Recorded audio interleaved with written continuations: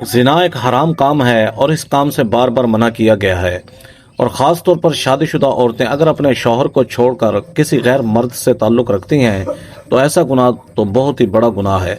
لڑکوں کے ساتھ بات چیت کرنا اور دوستی کو بہت ہی عام سمجھا جاتا ہے، لیکن دراصل گناہ کی طرف پہلا قدم یہی ہوتا ہے، اور یہی ہوا ایک ایسی لڑکی کے ساتھ جس نے آنکھ کھولی ایک مسلمان گھرانے میں، لیکن جہاں وہ رہتی تھی اس جگہ کافی ہندوؤں کی بھرمار تھی، اور وہ لڑکی اس جگہ تنہا اپنے آپ کو محسوس کرتی تھی۔ اس کے گھر والے بہت شریف تھے، مذہبی گھرانہ تھا، خاص طور پر اس کے والد صاحب اللہ کے بہت ہی قریب تھے، یعنی کہ امام مسجد تھے۔ وہ اسلام کو اچھا نہیں سمجھتی تھی اور کہتی تھی کہ دین اسلام میں عورتوں پر بہت زیادہ جبر ہے، آزادی ہی نہیں ہے۔ خاص طور پر ایک ایسے دینی گھرانے میں جب وہ پیدا ہوئی تو وہاں پر تو ہر کوئی اللہ اللہ کرنے والا تھا۔ ایک بار اس کی چپکے سے ایک لڑکے کے ساتھ دوستی ہو گئی۔ اس کے والد صاحب کو یہ خبر نہیں تھی، وہ یہی سوچتی تھی کہ دین اسلام میں جبر ہے، عورت کے لیے اور ہر بات سے منع کیا جاتا ہے، جو کہ اس کی خوش نصیبی تھی، جس کو بدقسمتی وہ سمجھتی تھی کہ میں اس گھر میں پیدا ہوئی ہوں جہاں پر ہر وقت اللہ اللہ کیا جاتا ہے۔ یہاں پر میرے والد صاحب صرف اللہ اور اس کے رسول صلی اللہ علیہ وآلہ وسلم کی بات کرتے ہیں، میری والدہ بھی یہی کرتی ہیں، یہاں تک کہ میری بہن بھی انہی کے نقش قدم پر چل رہی ہے، لیکن نہ جانے کیوں اس کے دل میں بہت ہی زیادہ بغاوت تھی، اور اسے ایک موقع مل گیا اس بستی میں رہ کر ہندو لڑکے سے دوستی کرنے کا۔ وہ اس طرح کہ ان کے گھر میں لڑکیوں کو پڑھانے کا رجحان تھا، اور اس کے والد صاحب چاہتے تھے جس طرح انہوں نے مذہبی علوم حاصل کیے ہیں، دینی تعلیم حاصل کی ہے، ان کی بیٹیاں بھی عالمہ بنیں اور دین اسلام کو پھیلائیں۔ ان کے گھر میں خاص طور پر عورتوں کو تعلیم دینے کا بہت زیادہ رجحان تھا، لیکن اس تعلیم کا اس نے غلط فائدہ اٹھایا۔ وہ گھر سے نکلتی ضرور تھی، مدرسے جاتی تھی، لیکن راستے میں اس کی دوستی ہو گئی ایک ہندو لڑکے سے، جس نے اس کے حسن کو دیکھا تو اس لڑکی کا دیوانہ ہو گیا، اور وہ تو چاہتی یہی تھی کہ اپنے مذہب سے دوری اختیار کرے۔ اس نے فوراً اس سے دوستی کر لی، اور اب وہ مدرسے جانے کے بہانے اس غیر مسلم دوست سے ملتی۔ وہ آپس میں قریب سے قریب آتے جا رہے تھے۔ ایک بار اس نے کہا، تم تو مسلمان ہو، لیکن تم کس طرح مجھ سے ملتی ہو؟ میں ایک غیر مسلم ہوں اور میرا مذہب تو تمہارے مذہب سے بالکل الٹ ہے۔ تو وہ کہنے لگی، میں اپنے مذہب کو پسند نہیں کرتی، میں اپنے والد صاحب کو دیکھتی ہوں، ہر وقت وہ تسبیح پڑھتے رہتے ہیں، اور وہ کہتے ہیں کہ ہمارے دین میں لڑکیوں کو باحیا ہونا چاہیے، ہمارے والدین لڑکیوں کی تعلیم کے بالکل بھی خلاف نہیں، اور چاہتے ہیں کہ ہم اچھے سے دینی تعلیم حاصل کریں، مگر میرا دل نہیں لگتا، نہ جانے کیوں جب سے ہوش سنبھالا ہے میرے دل میں میرا مذہب گھر نہیں کر سکا۔ تو وہ لڑکا کہنے لگا، تم کیا چاہتی ہو؟ لڑکی بولی، میں چاہتی ہوں مذہب کو چھوڑ دوں۔ لڑکا بولا، لیکن تمہارے والد صاحب ناراض نہیں ہوں گے؟ لڑکی بولی، ان کو کون بتائے گا کہ میں اپنے مذہب سے نکل چکی ہوں؟ اس لڑکے کو تو جیسے موقع مل گیا تھا کہ ایک مسلمان لڑکی ایک مذہبی گھرانے کی ہونے کے باوجود، ایک نیک اللہ والے کی بیٹی ہونے کے باوجود اپنے مذہب سے نکلنا چاہتی ہے، غیر مسلم ہونا چاہتی ہے، تو اس کے لیے بہترین موقع تھا۔ اس نے کہا، ٹھیک ہے، تم اپنے مذہب سے بالکل ہی نکل جاؤ اور کبھی بھی نماز نہیں پڑھنا، اور یاد رکھنا کہ خدا کی عبادت بھی نہیں کرنا، کیونکہ ایک خدا نہیں ہے، اس پوری دنیا کو بہت سارے خدا مل کر چلا رہے ہیں۔ وہ کہنے لگی، تم نے صحیح کہا۔ اس لڑکے نے کہا، سب سے پہلے میں تمہاری ملاقات اپنے خدا سے کرواتا ہوں۔ ایک بت اس کے گھر میں رکھا ہوا تھا جس کو وہ بہت مانتا تھا۔ اس نے کہا، میں ان کو ماننے والا ہوں، میں ان سے جو مانگتا ہوں یہ مجھے دے دیتے ہیں، میری ہر خواہش پوری ہو جاتی ہے، اور دیکھو جب سے تمہیں دیکھا ہے، جب سے میں تمہارے عشق میں گرفتار ہوا ہوں، میں نے انہی کے آگے ہاتھ جوڑے تھے، اور دیکھو تم میرے پاس آ گئی ہو۔ बल्कि तुम मेरे मजहब में दाखिल होना चाहती हो।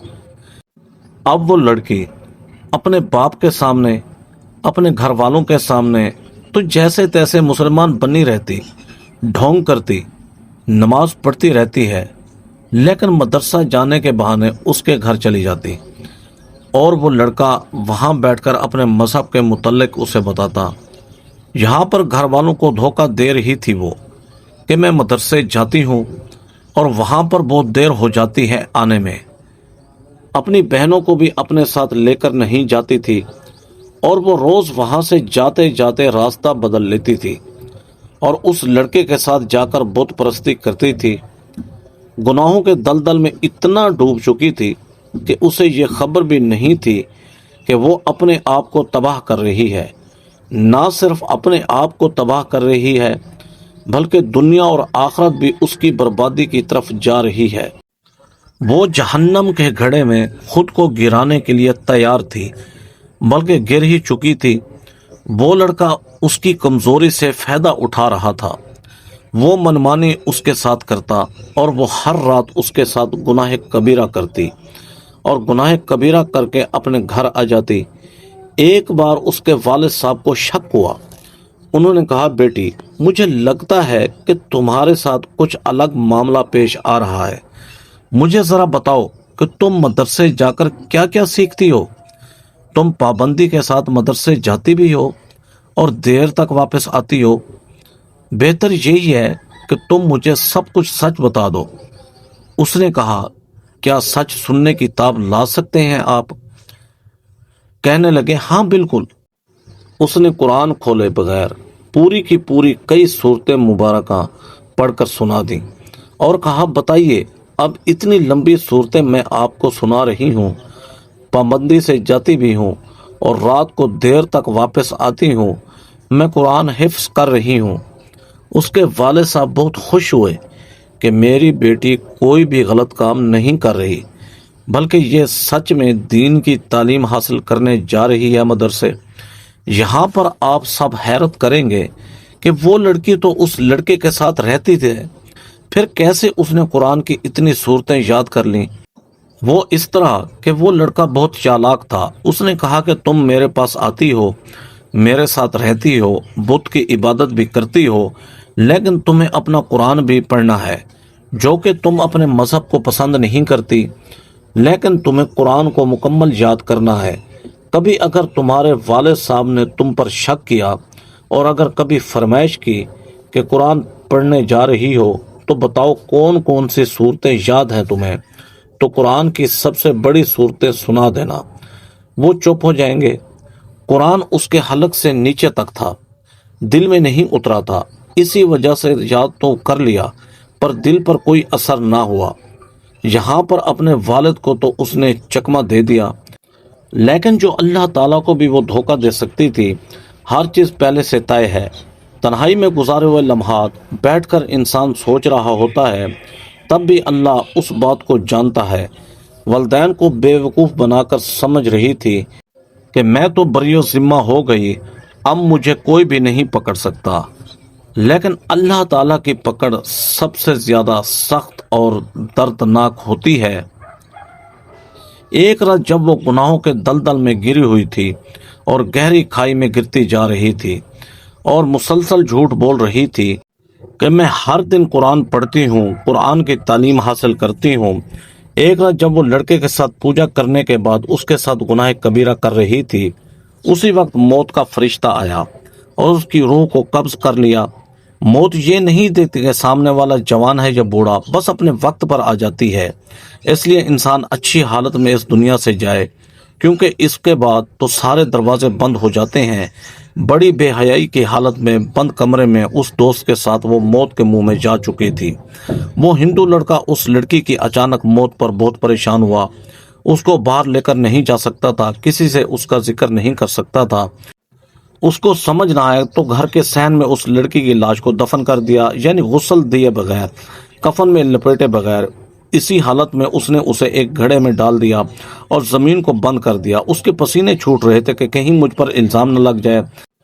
وہ یہاں چھپا کر بیٹھا ہوا تھا اور ادھر اس لڑکی کے والدین سراپا حیرت بنے ہوئے تھے، پریشان تھے کہ بیٹی آج تک تو رات کو دیر سے آتی ہے لیکن اب تک کیوں نہیں آئی۔ والد صاحب نے والدہ کو اطمینان دلایا کہ استاد اسے اکیلے میں پڑھانے کے لیے صورتیں یاد کراتے ہیں، یہی وجہ ہے کہ بیٹی اب تک نہیں آئی۔ لیکن ماں کا دل گھبرا رہا تھا، وہ کہنے لگی مجھے کوئی اور ہی معاملہ لگتا ہے، آپ جائیے اور مدرسے میں جا کر معلومات حاصل کریں کہ میری بیٹی اب تک کیوں نہیں آئی۔ بالآخر آدھی رات کے وقت والد صاحب مدرسے پہنچے اور وہاں جا کر معلوم کیا تو پتہ چلا کہ ساری لڑکیاں تو جا چکی ہیں۔ انہوں نے کہا کہ میری بیٹی کو کون پڑھاتا ہے؟ کوئی معلمہ ہے؟ انہوں نے کہا کیا مطلب، آپ خود بھی پڑھا سکتی ہیں با پردہ ہو کر۔ وہ معلمہ ان کے سامنے آئی اور کہا کہ جو میری بیٹی آپ کے پاس دیر تک دین پڑھتی ہے، تو وہ حیرت سے انہیں دیکھنے لگی۔ کون سی بیٹی؟ کس کی بیٹی؟ آپ کی بیٹی کو آج تک میں نے یہاں نہیں دیکھا، لیکن وہ تو آتی ہے چھپ کر، میں نے آپ کو بتایا ہے۔ تو وہ کہنے لگی اس لیے کہ وہ لڑکی آتی تو تھی لیکن تقریباً 1 مہینے سے زیادہ ہو گیا ہے وہ میرے پاس نہیں آ رہی، رات میں وہ کہاں جاتی ہے مجھے کیا معلوم، لیکن یہاں پر آپ کی بیٹی نہیں آتی۔ یہ کہہ کر معلمہ اندر چلی گئی۔ اب باپ پریشان سر پیٹ رہا تھا کہ آخر میری بیٹی نے مجھے دھوکہ دیا، لیکن قرآن کیسے اسے یاد تھا، ضرور وہ کہیں اور پڑھنے جاتی ہوگی۔ اپنے علاقے کے سارے مدرسوں کو دیکھ لیا لیکن وہاں پر ان کی بیٹی نہ ملی، بلکہ کہا گیا کہ ہمارے مدرسے کی بچیاں تو مغرب تک چلی جاتی ہیں، آپ کی بیٹی کی طرح کسی لڑکی کو یہاں نہیں دیکھا گیا۔ باپ نے پولیس کو اطلاع دی، پولیس پورے محلے میں اس لڑکی کی تلاش کرتے رہے، آخر کر وہاں ہندوؤں کی بستی کے پاس پہنچے اور تمام ہندوؤں سے پوچھا تو وہ کہنے لگے اس طرح کی کوئی لڑکی ہمارے پاس نہیں آئی۔ وہ لڑکا اسی بستی میں رہتا تھا، اس کے گھر کا دروازہ بھی کھٹکھٹایا گیا۔ جب وہ دروازہ کھٹکھٹایا گیا تو اس نے بڑی مشکل سے دروازہ کھولا۔ دروازہ کھولنے پر وہ لڑکا بہت ہی زیادہ گھبرایا ہوا تھا، اس کے ماتھے پر پسینے کی بوندیں تھیں۔ پولیس والوں کو شک ہو گیا، انہوں نے کہا ہمیں لگتا ہے آپ کی بیٹی یہیں پر ہے۔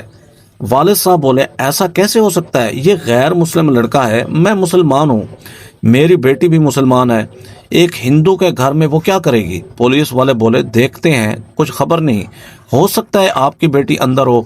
اور اس لڑکے کو ایک طرف ہٹا کر جب گھر میں داخل ہوئے تو وہاں کوئی بھی نہ تھا۔ اس لڑکے سے پوچھ گچھ ہوئی، کہا کہ بتاؤ کہاں ہے وہ لڑکی اور تم نے اسے مار کر کہاں چھپا دیا ہے؟ اس نے کہا میں نے اسے نہیں مارا، وہ تو خود مر گئی۔ اس لڑکے نے اپنے آپ کو بچانے کے لیے سچ کہہ دیا تھا، لیکن پولیس والوں نے کہا اگر وہ لڑکی اسی گھر میں ہے تو کہاں ہے؟ اس نے بتایا کہ گھر کے سین میں نے اسے ڈال دیا ہے۔ یہ سن کر والد صاحب تو ساکت رہ گئے تھے کہ ان کی بیٹی جہاں پر موجود تھی ایک غیر مسلم کے ساتھ، جہاں پر جگہ جگہ بتوں کی تصویریں لگی ہوئی تھیں، ایک بہت بڑا بت اس کے کمرے میں تھا۔ والد صاحب پہلے اس صدمے سے نڈھال تھے اور جب یہ بات سنی کہ بیٹی اس لڑکے کے گھر میں مری ہے تو یہ سن کر اس کے ہوش اڑ گئے۔ پولیس والوں نے اس لڑکی کی لاش پر سے مٹی ہٹانا شروع کی۔ گڑھا زیادہ گہرا نہیں تھا، سامنے جو منظر سب نے دیکھا اس منظر کو دیکھ کر سب کے رونگٹے کھڑے ہو گئے۔ اس کے جسم پر نہ کفن تھا نہ ہی کوئی کپڑا تھا، جبکہ اس لڑکی کے پوشیدہ چھپے ہوئے اعضاء مکمل طور پر گل سڑ چکے تھے، اور یہی نہیں اس کے جسم کو لپیٹا ہوا تھا ایک بہت بڑے سانپ نے۔ اس کی زبان باہر کو لٹکی ہوئی تھی اور اس کی زبان پر 100 بار ڈنگ مار رہا تھا۔ جب ایک بچھو چلتا ہوا آیا اور اس کے جسم کو کاٹنے لگا، وہ منظر سب دیکھ رہے تھے۔ یہ وہ عذاب تھا جو اس لڑکی پر دنیا میں ہی گناہ کی وجہ سے آیا تھا۔ شریف اور باحیا مرد اور عورت تو اس کا تصور بھی نہیں کر سکتے، اور وہ تو ایک ایسے دینی گھرانے سے تعلق رکھتی تھی کہ اس کا باپ ایک مسجد کا امام تھا۔ والد صاحب اپنی بیٹی کو ایسی حالت میں دیکھ کر تڑپ کر رہ گئے، پر وہ جانتے تھے کہ اس جگہ سے نکال نہیں سکتے۔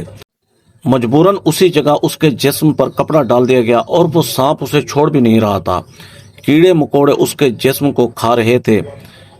اسی جگہ اسے دفنایا گیا۔ آج بھی اس ہندو لڑکے کے گھر میں اس کی قبر موجود ہے، لیکن چیخوں کی آواز آتی ہے اور چیخ کر کہہ رہی ہوتی ہے مجھے بچا لو، مجھے بچا لو اس گناہ سے جو میں نے کیا ہے، اس کی سزا مجھے روز ملتی ہے۔ میں نے جھوٹ بولا، گناہ کیا؟ اس لڑکے کو پولیس پکڑ کر لے گئی۔ لوگوں نے کہا اس نے اسے نہیں مارا تھا۔ لیکن پھر بھی اس نے اس کو بہکایا تو تھا۔ وہ گناہ جس کی سزا وہ مرنے کے بعد بھی بھگت رہی تھی۔ ہدایت ہمارے بس میں نہیں رہی۔ ہمارے نبی صلی اللہ علیہ وآلہ وسلم نے فرمایا، حیا ایمان کی ایک شاخ ہے۔ یہی وہ حیا ہے جو انسان کو اس قسم کے گناہ اور پھر ان گناہوں کے عذاب سے بچا لیتی ہے۔ ہر انسان کا دوسرے انسان سے ایک پردہ ہے، لیکن جب انسان بے حیائی میں گھر جاتا ہے تو اسے لگتا ہے کہ اسلام میں یہ باتیں ہمیں ہماری آزادی سے روکتی ہیں۔ آزادی یہ نہیں کہ آپ کسی بھی نامحرم کے ساتھ ناجائز تعلقات رکھیں۔ اگر اسلام میں عورتوں کو باپردہ ہونے کا حکم دیا گیا ہے تو یہ اس کی حفاظت کے لیے ہے۔ اللہ تعالی ہم سب کو ایسے گناہ کبیرہ سے بچائے، آمین ثم آمین۔ دوستو، کمنٹ باکس میں اپنی رائے کا ضرور اظہار کیجیے گا کہ یہ اسلامی معلومات آپ کو کیسی لگی۔ ایسی سبق آموز اسلامی معلوماتی سٹوری دیکھنے کے لیے ویڈیو کو لائک کریں، ہمارے چینل شوکت وائس کو سبسکرائب کر کے بیل آئیکن کو دبا کر آل پر کلک کر دیں تاکہ آپ کو ہر آنے والی نیو ویڈیو کا نوٹیفیکیشن سب سے پہلے ملے۔ Thanks for watching. اللہ حافظ۔